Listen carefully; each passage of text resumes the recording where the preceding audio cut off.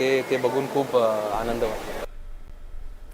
आता राज्याच्या विविध जिल्ह्यातल्या ठळक घडामोडींकडे एक नजर। जिल्हा झटपट। बारामतीमध्ये उपमुख्यमंत्री सुनेत्रा पवारांकडून क्रीडा संकुलाच्या कामाची पाहणी। क्रीडा संकुलाचे काम दर्जेदार आणि नियोजित वेळेत पूर्ण करण्याच्या दिल्या अधिकाऱ्यांना सूचना।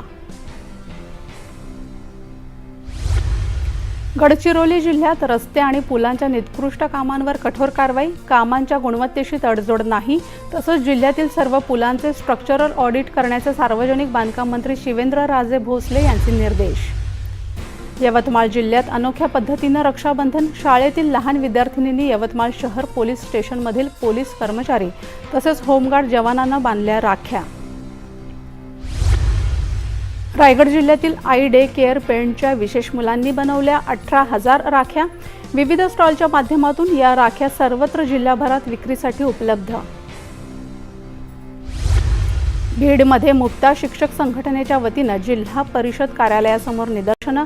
प्राध्यापक, शिक्षक आणि शिक्षकेतर कर्मचाऱ्यांच्या प्रश्नांवर प्रशासनाने तातडीने निर्णय घेऊन कार्यवाही करण्याची मागणी।